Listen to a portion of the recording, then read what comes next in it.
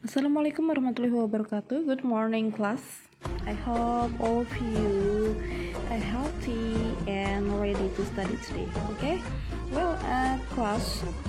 Okay, pembelajaran kita hari ini adalah tentang narrative text.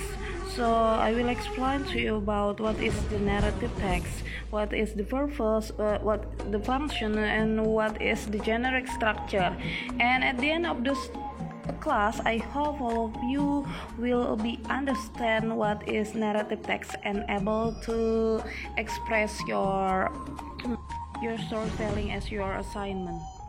Okay, are you ready? Okay, let's check it out. Okay, class.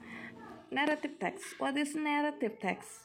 Okay, I believe all of you know what is narrative text when you are studying in the junior high school. Well, the first one is definition. A narrative text is an imaginative story to entertain the reader or the people.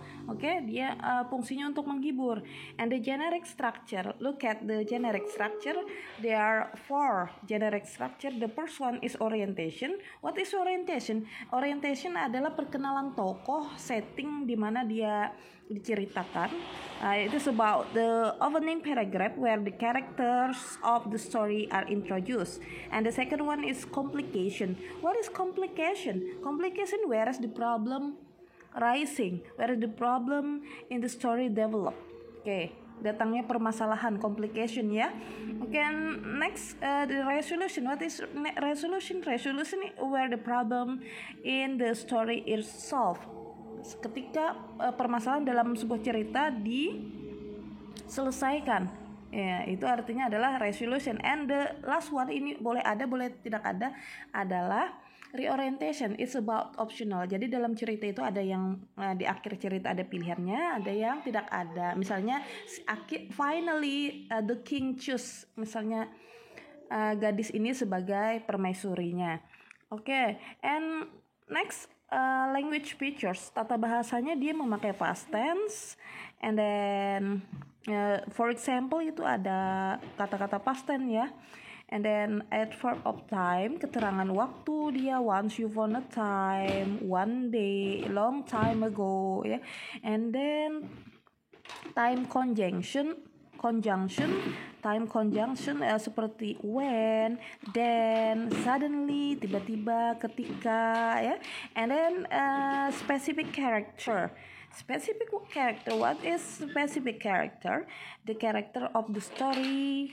Misalnya good girl, good Snow White ya, etc. And then action verb. Don't forget using action verb. Memakai kata kerja action dia ya. For example, source and action. For example,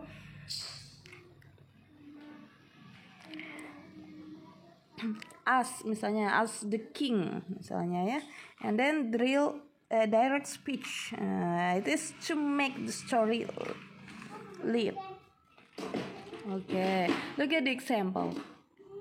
Here we are, Cinderella. Do you still remember about the story of Cinderella? Okay, let's we flashback about Cinderella. Okay, yang pertama kita gunakan dulu keterangan waktunya. Once upon a time, dahulu kala, ya. There was a beautiful girl called Cinderella. So ini menceritakan tentang karakteristik orang yang akan diceritakan di dalam sebuah cerita tersebut. So it's called orientation. Do you still remember that? Okay, and the second paragraph. Look at the second paragraph. One day, an invitation to the ball came to the family. Nah, ini adalah permasalahan yang timbul dalam sebuah cerita. So it's called, do you still remember? Yes, that's right, orientation. Nah, look at paragraph. Next paragraph. Fortunately. Okay.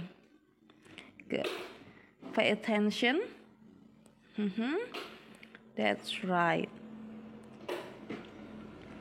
Oke, jadi kita lengkap ya. Oke. Next. Okay, look at this. I have a story. Okay, listen to the story, and then at the end, please answer the questions about the story. Are you ready? Good and beautiful girls, but one day he decided to test how much they loved him. The king gathered his daughters around him and asked each of them the same question. "How much do you love me?" "Oh, father," said the eldest daughter, "I love you as much as all the diamonds and all the rubies in the world, and more." "That is excellent," said the king happily. "Dear father," said the second daughter, "I love you as much as all the gold and silver in the world, and more." "Wonderful," said her father, and smiled. Then it was the youngest daughter's turn. "My father and king, I love you as much as all the salt in the world, and more." The king was very surprised at her answer. "What did you say? I think I must have misheard you," frowned the king. "I said that I love you as much as salt," repeated the youngest daughter. "How dare you! Your sisters love me as much as diamonds and gold, and you love me as little as salt," said the king angrily.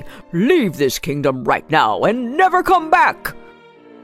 The little princess hid herself in the woods, but she soon got very tired.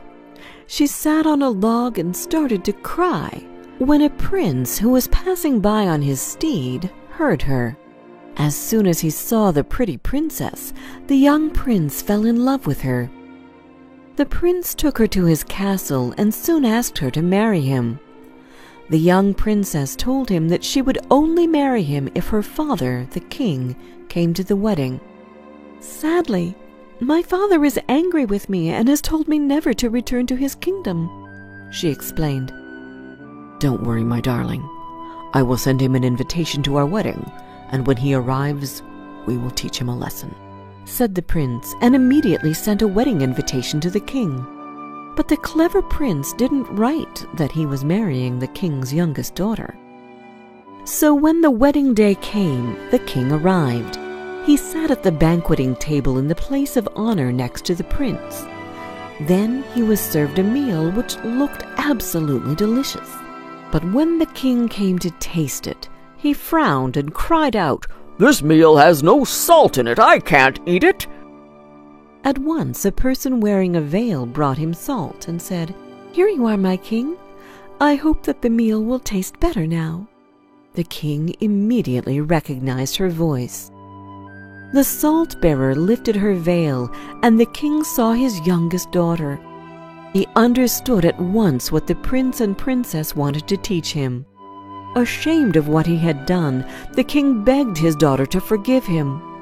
The princess cried out in joy, "Oh, my father, I forgive you, and I love you with all my heart." They hugged each other, and the king, the prince, and princess